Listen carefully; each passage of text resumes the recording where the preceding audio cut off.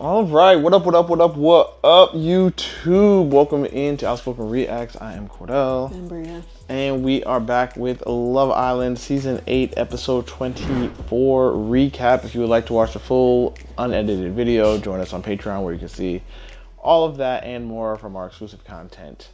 Yeah, so the way this episode ends, Kenzie is at it again. She just can't help herself. She just kisses everybody. She goes from one guy to the next guy. She likes who likes her. It's just crazy. And everything that she does is about feelings and looking for love. And she wants to call Corbin out for lust. And you are the most lustful person up in here. Like, at least Corbin and Gabe, you know, because we used to complain about Gabe trying to kiss everybody too. Like, the two of them, at least it seemed like they were starting to try and correct these things. And hell, Corbin's now closed off, which we've seen in this episode too, apparently. Now he has to make sure he follows through with it, but shoot, it seems like he's progressed further than anything that Kenzie has done to this point. She just seems like she just keeps on doing the same things over and over again, and we still have this girl in our villa, and we over the halfway point, and she's just going to keep doing this until we are forced to do a vote where she'll choose ultimately someone, and the other person will be dumped from the island again. But hey, a lot of people rock for her. So, but your thoughts on Kenzie or anything else in the episode? Yeah, I don't care about Kenzie. Kenzie can... she's just gonna fuck shit up again, so I don't care to waste my energy on her. Anaya and Casey... I don't know how I feel about that conversation, because I feel like, again, Casey didn't get to say what he needed to say, because, again, he kept getting cut off. I mean, I'm glad Anaya was able to say what she needed to say. And I can feel like her feelings are, like, valid, because she did feel very belittled. You know, especially with the whole laughing thing, because that would have pissed me off, too. So, I mean, like, hey, if she feels like she can't be around him because of that feeling, that's very valid to me. I just wish she just would have let the man talk. So that was actually very annoying. The Kenzie and Corbin conversation. I just really feel like these women ain't here to hear, like, they're not here to hear the guys out at all. I definitely felt like Corbin's apology could have been more genuine. Oh yeah, Casey's apology was shit, I'm not gonna lie. I'm like, I don't hate Casey. I've been good with Casey, but that apology was not great. Is that enough or something like that? Yeah, that was terrible. Yeah. Corbin's apology could have been better. But I also feel like Kenzie was not hearing anything Corbin had to say whatsoever. She just wanted this time to, like, just rag on him the entire time. So I'm just like, okay, this was an unproductive conversation. Jen and Gall. I mean, at this rate, you might as well just get Jen off the island, because she's not talking to anybody else. Yeah, she's struck out, what, 2 times now? So it is what it is. I think that's... Oh, and then the Melanie and Amora conversation. I didn't get what I wanted from that conversation, so that was whack. I feel like Amora didn't go into enough details for me. Yeah. For Melanie. So now Melanie's, like, on cloud 9 again, so I'm just like, alright, whatever. And that shit's gonna get shut down after movie night. So we'll just have to wait and see. But I think that's it. I guess I'll go backwards. So the Melanie and Amora situation, the thing that bothered me the most... do you have anything to say about freaking Trinity and Bryce? Yeah, no. I really don't. Cool. So, like I said, if you can make it a year, maybe I'll start to believe the relationship. I'm just not 100% convinced. That's just what it is for me. So that's it. Yeah, I mean, for the Trinity and Bryce situation, I don't care for it. They will never get my vote. I think it's all scripted. I think the producers are pushing them onto America and showing, like, everything in, like, a Cinderella story between the two of them. And I'm just like, all right, I got it. So that's your favorite. That's who you want to be our favorite. Got it. You're creating this love story with these two people, and they're playing their part wonderfully. Cool. Don't care. Because I just don't think it's genuine. I think it is all just for this show, for the sake of the show. Now, regarding that Melanie and Amora conversation, my thing that bothered me is that Melanie was saying, because I think, first of all, I think Melanie was asking the wrong questions, but I also don't think that Melanie knows the right questions to ask to begin with.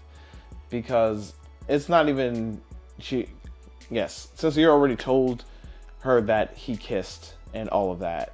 So the only thing that Amora could have added to it is that if there were hands and pants, which is what Melanie seems to be the most concerned about, because she already knew now about the bumping and grinding and the kissing part. So it was just like there's nothing else there. But the part that I think is being glossed over is the words that Sincere was telling you. The words are what matter. Like, tell Melanie all the things that he was saying about her and about their connection. Not just that we had a connection, but let me tell you how deep it was. These were the things that he was saying to me. This is what he last said to me before I came back, was that if we had more time, I would be number one. Mm-hmm. How about that? Like, it's the dialogue that you're not telling, which at the end of the day, we're going to see it at movie night. So, and then we'll see how Melanie actually feels, because it's the same thing with Soul. Like, we need to know, because she's already been informed that, hey, like the same things he's telling you, he's telling these other girls. But like now, if you as a girl say, hey, here's the things he's telling me, and now it finally sits in on you that, yeah, he's talking a lot of the same stuff, that would hit different. So yeah, I was disappointed with that conversation as well. Yeah, Corbin, I mean, he pulled her for a chat. I was surprised that she even went for the chat, because obviously at the beginning of the season, she was not doing that on that type of energy with Zach. So glad that she was on that energy this time around, but then she just utilized it to say whatever she wanted to say, and get her rocks off and then be done with the conversation. So I was like, all right, cool. But I just think she's such a hypocrite, so it don't even really matter. Like, yeah, I get it. He said stuff that he shouldn't have said. He already took accountability for it last episode. He's trying to take accountability for it this episode. So there's nothing else really left to be said at this point. Surprised by Corbin and Parmida becoming closed off in the villa, being the first guy to be closed off after all the trash talking that people have had about Corbin, and now all of a sudden he was the first one, because we saw that before we saw the boyfriend and girlfriend scene. So that was kind of crazy. And then who else? What else happened? Oh, the Kaisen and Anaya situation. Yeah, I don't think that Anaya is really recalling the situation correctly, because Casey was continuously cut off when he was trying to talk, and he did have a lot to say. And as he was trying to say it, she kept cutting him off. So. Yes. And I believe him that he had a whole speech ready to go, and that stuff went out the window because everything just went to hell when he got there, and he was not prepared for that type of animosity from the entire girl villa. So I can see how that would frustrate and then throw off everything that you were going to say, and now that speech is out the window, and now you're in defense mode trying to come up with some other stuff, because now you got to defend yourself instead of the speech that you had planned. And then getting cut off in that process, and then you're going to say that TT spoke more than he did, and I'm like, yeah, because TT was okay with talking over everybody and yelling over everybody and trying to be the loudest one. Like, you were going into a screaming match almost to an extent where she's gonna talk over y'all, she's gonna cut you off. He does not do that. That is not how he goes about things. And I think that everybody who's watching it and they're saying these girls ate them up and did all this, like, I'm like, if you're trying to deal with conflict properly, you're going to try to listen to understand, which I think Kenzie doesn't do. I don't think that Anaya does. I don't think that Trinity does. I don't think Kata does.